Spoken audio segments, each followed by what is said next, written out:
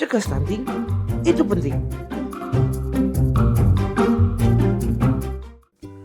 Tahukah kamu, menurut data tahun 2024, 2 dari 10 anak Indonesia mengalami stunting.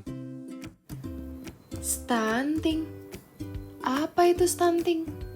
Jadi, stunting adalah suatu keadaan di mana tinggi badan anak lebih rendah dari rata-rata anak seusianya.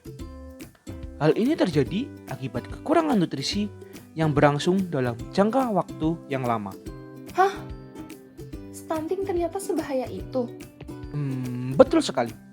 Ternyata, dalam jangka panjang, stunting bisa berdampak sangat merugikan. Yang pertama, anak lebih mudah terkena penyakit tidak menular, terganggunya kemampuan kognitif anak, dan yang terakhir, anak bisa lebih pendek daripada teman-temannya. Maka dari itu, kita perlu memperhatikan periode emas 1000 hari pertama kehidupan, karena hal inilah yang menentukan kualitas kesehatan anak seumur hidup. Memangnya apa aja sih penyebab stunting? Stunting sendiri dapat disebabkan oleh berbagai faktor yang saling terkait, meliputi asupan gizi ibu dan anak yang tidak memadai, status kesehatan balita yang kurang optimal, kesehatan fisik dan mental ibu, pola asuh orang tua yang kurang tepat, akses terbatas ke pelayanan kesehatan, pengaruh lingkungan pemukiman seperti sanitasi yang buruk, sumber air bersih yang tidak memadai, jarak kelahiran terlalu dekat dan jumlah anak yang terlalu banyak. Makanya, yuk kita cari tahu cara mencegahnya. Jadi, cegah stunting terbagi dalam beberapa siklus kehidupan, dimulai dari masa remaja.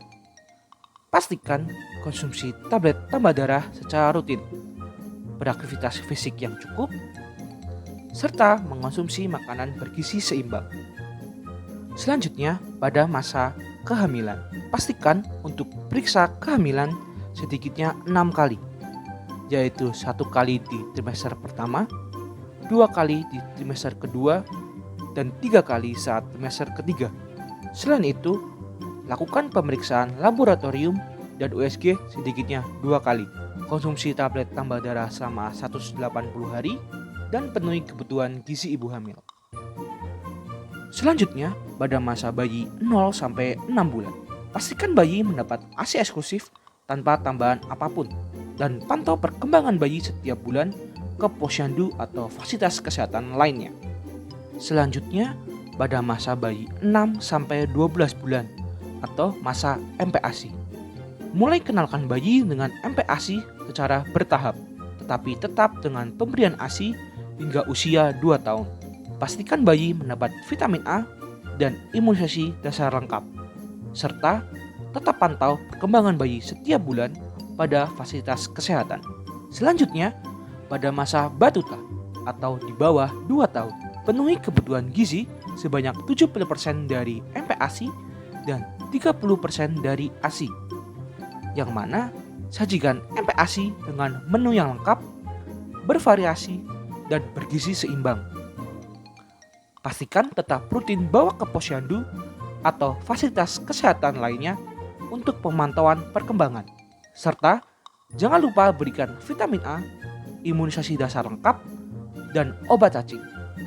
Dan yang terakhir, pada masa balita atau di bawah 5 tahun, biasakan anak untuk makan teratur 3 kali sehari dengan memperbanyak konsumsi protein berkualitas, asupan sayur dan buah terpenuhi setiap hari, dan batasi makanan tinggi gula, garam, dan lemak. Kemudian, pastikan juga anak minum air putih yang cukup, ajak anak beraktivitas fisik setiap hari, dan tetap lanjutkan pemantauan tumbuh kembang di fasilitas kesehatan. Serta yang terpenting dan jangan terlewatkan, lengkapi imunisasi anak dan kontrol rutin ke posyandu. Ibu hebat, Anak sehat, stunting stunting lewat.